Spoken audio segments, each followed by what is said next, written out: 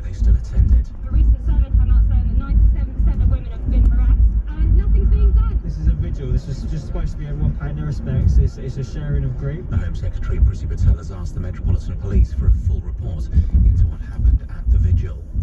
In other headlines this hour, the FA Cup final and the World Snooker Championship will be used as pilot events to test the large-scale return of spectators to venues. The government says there'll be around a dozen sporting and cultural events to be monitored from May, potentially allowing the opening of theatres and other venues in England later this summer. Around 2 million vulnerable people in England will receive a text message this weekend to encourage them to book a coronavirus vaccine. The NHS is inviting those with underlying conditions, including diabetes and certain types of cancer, so that it says nobody is left behind. Pubs say they are losing out on a second year of lost trade on Mother's Day, with claims today alone could have brought in £83 million worth of sales. The British Beer and Pub Association adds that would have helped the struggling industry. Dermot King owns a number of venues across England. It's been a very, very long, stressful period for the industry. It's been a very hard time for businesses to be able to survive without any customers. We never thought we would be out for this length of time. Hospitality is due to partially reopen next month in England under Prime Minister Boris Johnson's roadmap out of lockdown. The biggest overhaul of the UK's foreign, defence, security and aid policy since the Cold War will be announced this week. It's understood the integrated review will say the failure of the UK's national security and defence will increasingly be focused on cybersecurity and the information domain. Analysis suggests the coronavirus pandemic has typically reduced people's spending to half a mile closer to their homes. Debit card data shows the average distance travelled to spend money is now 1.5 miles from home. The weather, sunny spells this morning across Northern Ireland and western Scotland, ahead of thicker cloud and outbreaks of rain spreading into other parts of the UK by this afternoon. However, parts of southern England will stay dry, a high of 6 degrees Celsius. From Global's newsroom, I'm Philip Chrysikos. Hash browns in dressing gowns, bacon rolls and morning scrolls, or maybe flat whites after late nights, syrup pancakes with news updates, flatbreads and bedheads, a latte to start the day, or perhaps a sausage and egg McMuffin without leaving bed. Because yes, we deliver instead. Download Uber Eats or Just Eat and enjoy McDonald's breakfast at home. At participating McDonald's and locations only. See Uber Eats or Just Eat app for full details and to see if there's one near you. Delivery fee applies. This is LBC from Global, leading Britain's conversation with Andrew Castle.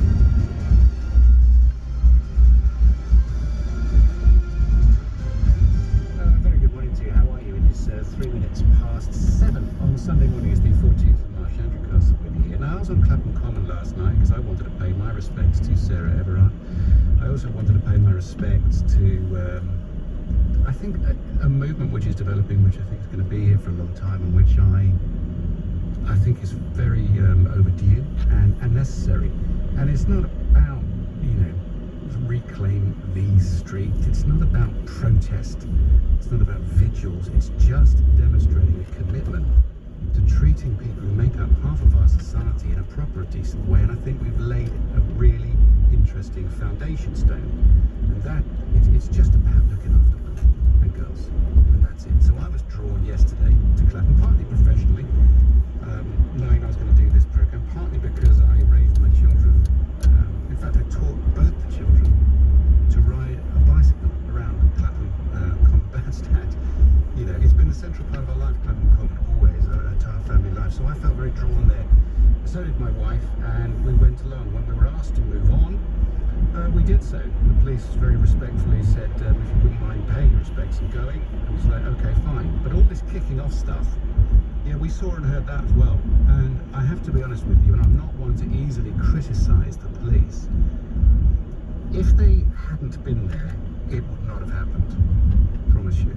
It was so calm and it was so peaceful and it was so lovely, really, for the most part. Few raised voices now and again, and that's when the police moved in. It was after that the aggro came, and I thought it was unnecessary. I mean, if people need to resign, like Cressida Dick and Prissy Patel and all the calls that you're going to hear this morning, I'm not sure about that. I'm going to let you make up your mind. But for me, I thought it was very respectful. I'm not sure whether the police handled it correctly or not. Let's discuss that at 345 6060 973. Get your voice on the radio. What did you make of it last night? Wherever you are in the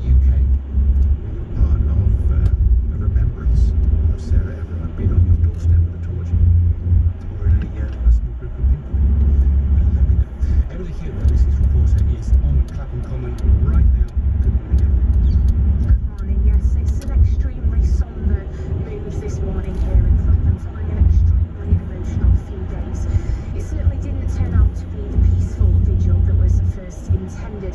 And as you'll have seen here, stood here yourself last night, Andrew, there are still hundreds of flowers laid on the bandstand itself. Over the whole day yesterday, hundreds of mourners came out to take a moment in the common where Sarah Everard is thought to have walked through the night that she never arrived home safe. It started off peacefully with people lining up outside local florists to buy flowers in memory of the 33-year-old. People lit candles and they wrote cards, many messages on them with the same sort of sentiment that it could have been any one of us. The Duchess of Cambridge even came here yesterday afternoon to pay her own respects. She told reporters that she remembers what it felt like to walk around London at night before she got married. Well, Campaign Group Reclaim the Streets had organised a socially distant gathering for people to channel their collective grief, outrage and sadness in the community. But the planned sunset vigil was cancelled as organisers were threatened with fines for breaking coronavirus lockdown rules. The organisers announced that instead they would fundraise £320,000 for causes for women, £10,000 for each proposed fine for 32 vigils scheduled across the UK. But hundreds still decided to come along at 6 o'clock despite the planned event being cancelled. Now the majority were wearing masks. There were people of all ages, and I asked some of the men, women and children why they thought it was important to still come along. Women have had enough. I live in this area, I grew up in this area. I'm always feeling frightened at night, and it's just enough now. It's always, wear shoes that you can run in and always have your keys between your knuckles and, back straight and exude confidence. But it's like we haven't done anything to educate men on how to respect women. Men ought to be taken off the streets, not women being forced to be careful in inverted commas. How come it's our fault that we're the ones who get assaulted and murdered? But as it became darker, the feeling of a sense of anger and frustration really did ramp up here. Police had been politely asking people to move on, as you mentioned, Andrew. But there was a clash when police took to the bandstand where some of the mourners were making speeches. Officers were met with boos and chants of shame on you, shouting let us speak. Some were refusing to move, and that's when the evening turned. The clashes with police resulted in a number of arrests, and as you may have seen on videos on social media, male officers were grabbing hold of women and taking them away in handcuffs. As a result, this morning, the Home Secretary Pretty Tell has asked the Metropolitan Police for a full report after describing the scenes as upsetting. And the head of the Met Police, Dave Cressida Dick, is facing calls to resign. Here's Met Assistant Commissioner Helen Ball. She made this statement. We accept that the actions of our officers have been questioned. We absolutely did not want to be in a position where enforcement action was necessary, but we were placed in this position because of the overriding need to protect people's safety. Let me end by saying that across the Met, we review every single event that we police to see if there are lessons that can be learned. This event will be no different. So a lot of questions to be answered after this, what was intended a peaceful vigil here at Clapham Common, Andrew. And that's exactly what it was, Emily. Thank you very much indeed. For the most part, for the rest, and there's more done to those people today. But just honestly, there's a lot to talk about. Let's welcome Shabnam Chowdhury to the programme this morning, former Scotland Yard Detective Superintendent of some 30 years, and Aisha Ali Khan is with me, human rights and women's rights campaigner. So a very good morning to both of you. Shabnam Chowdhury first. What were your impressions of what you saw last evening, based on your 30 years of experience? Should the police have acted in any sort of a different way according to what you saw? Good morning, Andrew. Well, look, I'm not a public water expert. My personal view, watching what I'd seen, I think that personally there could have been some different tactics deployed. Was it necessary for police to be in the midst of that vigil at that time, or people turning up? People were coming along all day long. There were hundreds gathered. As your reporter just mentioned, the Duchess of Cambridge was there. There was no suggestion at that time to stop people from coming along, and that really probably incited people to come along for the evening, because they may have felt that, well, look, it looks very peaceful, it's okay to come along, we're not being turned away. So the decisions throughout the day clearly changed at the evening. My thinking, Assistant Commissioner Helen Ball said that when people got onto the bandstand to start speaking, that's when they felt the need to step in to stop, to protect the public. But by that time, hundreds had had already gathered. So was it necessary to step in at that time? Yes, there were some skirmishes. You were there yourself, and your personal observations has been that overall it was very, very peaceful, and you felt certainly that it should not have gone the way they did. It was very disappointing, very upsetting, even from my perspective as a woman and as a former officer to have seen.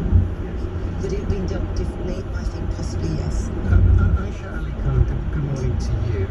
Your impressions of what you saw, Aisha? Well, we had a separate vision online. I live near Bradford, so we had a vigil in Shipley where two of our organisers attended. We placed flowers, we read out names of the women who've been killed during this pandemic. And yeah, just like yourselves, I was watching what had been unfolding in London. I had friends who had attended last night. And from their sort of versions, it was just like you just said, it was peaceful. There was a lot of solidarity, a lot of sisterhood. It wasn't necessary. Women wanted to turn to each other for support and just to kind of reach out because it's been such a tough year for everybody. And it just turned really quickly. It just literally was like a switch.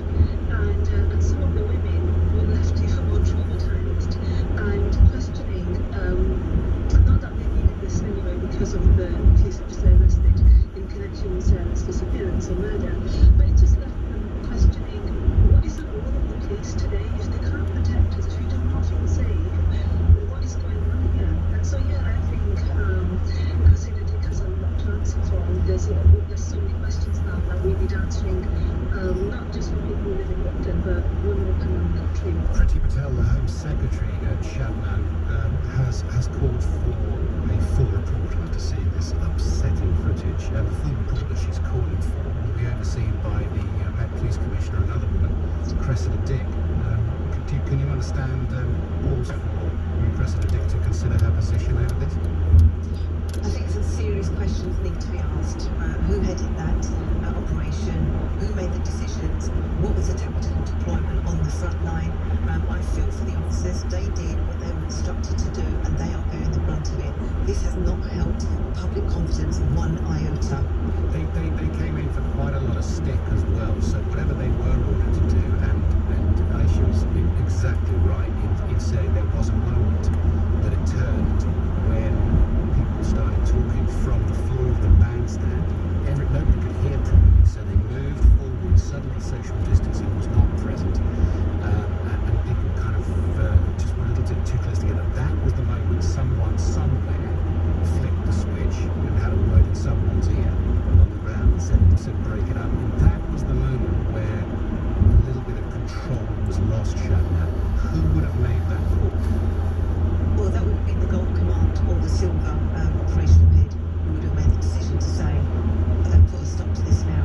And the question you have to ask yourself is, if they'd have been allowed to continue with their speeches, if they'd have then continued to be allowed to continue with holding their candles, holding that vigil, and then dispersing the crowds, would that have been a different outcome? You are always going to get a number of people, a small pocket of people who are going to come along with their own agenda. But overall, it appeared peaceful. The whole day appeared peaceful. Let's not forget, this was not about protesting. This was about Sarah Everard and the thousands of women that you've heard every day this week who have been absolutely distraught by what's been going on. Yeah, Shabnam, pleasure to speak with you. Have a great day. Shabnam Jury from the Scotland Yard Detective Superintendent of some 30 years. You're absolutely right. This was not a protest. This was not a demonstration. And it became that. And that's where I see and identify, and I saw a failure, in my view. Aisha Ali Khan, what are we allowed to do going forward, and what are we not allowed to do? I mean, this was an outpouring from the heart. I think it's going to continue. Absolutely, Andrew. A number of people that have come forward up and down the country. I'm a member of many groups. They've been calling for more action. I just wanted to point out, sorry, and I wanted to say this was was on air with us. I've been an organiser for Women's March London for 4 years, and we've had 5 marches, and we've had just amazing cooperation with the police, and every single one of our marches, we've had tens of thousands of people attending and not a single incident, and that's because the police sat down and cooperated with us and gave us a proper plan and listened to us, and I genuinely believe that had the police allowed this protest, the vigil to go ahead yesterday, and managed and controlled it, we would not have seen these scenes because the organisers would have brought their equipment, people would have been able to hear what was being said. There would have been And then questions. yes, and then they would have gone home feeling satisfied. It was cold. We were all going to go home. I'm telling you, that's the way it was. You're absolutely spot on. And just to back your point up, Aisha, I was talking to Jenny Klingler yesterday from Reclaim These Streets, who had nothing to do with this yesterday because they'd been told it was unlawful to have a vigil and they couldn't afford the fines and they feel like the movement's already ignited, so let's not break the law. All of that. She said yesterday that Lambeth police had been great, but Met police have sort of broken off communication with no agreement. So she was happy to say she was quite critical of the Met police. So there are all questions. Massively. But just going forward, Andrew, 2 years ago I helped to launch the Reclaim the Streets chapter in Birmingham, and this was actually organised primarily by the students, Birmingham University students. And we actually did a little walk around the city centre after we had the speeches. And there were pockets of real darkness. I mean, this is the city centre we're talking about. There were doorways, there were street corners. It was very daunting, and this is the sort of reality that we have for young women when they're, and young men as well, and men, when they're walking through city centres, due to austerity measures and whatever decisions the councils have made over the years. Lighting has been slashed, the number of street lights we have, the number of lighting in general, shops are told, shops are switching their lights off so as to save electricity, etc., etc. It's just not safe. And there was an internal report at another university up north where one of the main things that the students asked for during this survey was more lighting around campus because they didn't feel safe walking from. No, there are many good points, Aisha. I must break for the news. I really appreciate your input this morning and joining us bright and early for your observations. Thank you. Aisha Ali Khan is a human rights and women's rights campaigner. 18 minutes past 7 is the time. I don't know what the question is here, really. I suppose it's about the police handling, but I don't want to talk about the police's handling. It seems like that's kind of missing the point. The point is about women, people just going about their business. So, it is in a way about Clapham Common and about Priti Patel asking her for a report about Cressida Dick, and the Duchess being there was unbelievable. But I want to keep talking about what it's like to be a woman up and down the UK just going about your business. Tell us, 0345 6060 973. The programme and the discussion continues after the news headlines from Philip Chrysikos. There are calls for Metropolitan Police Commissioner Dame Cressida Dick to resign over her officers' handling of a vigil in memory of Sarah Everard. Liberal Democrats describe what happened last night in South London a moral failure. Labour says it was deeply disturbing. The Home Secretary wants a full report. One other headline, the FA Cup final and the World Snooker Championships could be played in front of fans in May.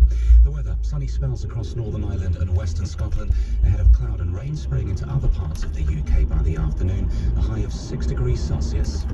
LBC travel line to Amway. For those who need to make a journey, the M4 is closed in both directions between junction 7 at Slough West and 6 at Slough, and that's for the weekend roadworks. Also, problems with the A40 is closed in 2 places because the overnight roadworks are still taking place. It's closed westbound to Gypsy Corner and also westbound between Park Royal and Hanger Lane. The North Circular Road is closed southbound between Redbridge Roundabout and Ilford, and that's for the weekend roadworks. And in Barking, the Longbridge Road stays closed in both directions because of an ongoing police investigation. Small break on Sunday, coming up at 10, live from Westminster, LBC. TfL and the Mayor of London are working to clean up London's air. That's why there's a growing network of cycleways, many through quiet back streets and green spaces for everyone to use for their daily exercise or if they have a legally permitted reason to travel. So if you can leave the car at home for walking or cycling journeys, you'll be helping to improve London's air quality. Together, we're cleaning up the air for all of London. Search TfL Air Quality to find out more. LBC supports this message. Check in with those you care about and create a smile when they need it the most. With Sing Flowers. Amazing every time. The fallout over Meghan and Harry's Accusations, tears, bitter feuds. For the inside story behind the royal drama everyone's talking about, get today's Mail on Sunday, the Sunday newspaper everyone wants to hear from. Fearless reporting, fearless opinion. weekend's world-beating exclusives. Don't miss today's Mail on Sunday. I've found a simple way to invest. I found a low-cost way to invest. I found a fair investment company. We found Vanguard. And so have 30 million other investors worldwide. It's not surprising Vanguard is a Which recommended provider for investment platforms once again in 2020. Join us today. Vanguard, value to investors. When investing, your capital is at risk. Every face covering, worn over mouth and nose. Every time we're on public transport or make an essential trip to the shops. Every pair of steamed up glasses. Everyone who wears a face covering properly is helping stop the spread of COVID-19. Because anyone can catch it and anyone can spread it. Everything we're doing is making a difference. Let's keep going. Stay home, protect the NHS, save lives. I'm Joseph Ray. I know a thing or two about being special. Being on the front cover of Rolling Stone magazine is special. Winning the daily jackpot on Paddy Power games? Not special. Understood, Jose. Yes, someone wins the average £35,000 daily jackpot every single day. So if you win, don't think you're special. Daily jackpots by Paddy Power Games. Jackpots must be awarded by 11 p.m. and vary from day to day. Jackpot is shared with other operators. Available on selected games. T's and C's at paddypower.com. 18 plus BGambleAware.org. Andrew Castle on LBC. Call 0345 6060 973. 7:22 is the time. Let's go straight to Shoreditch. Hello, James. Morning. Good morning, Andrew. Hello, mate. I fully understand why people wanted to attend the vigil last night. I mean, I have sisters, mum, girlfriend. I used to live in Clapham myself. But there's a pandemic in place, and we're in lockdown 3. I understand the people wanted to do this, but they also have to respect the rules which are in place at the moment. What were they meant to do? 20,000, 50,000 You make, people. James, this is absolutely central point that you make, and I'm completely with you. I've got to tell you though, the only time that I saw firsthand with my own eyes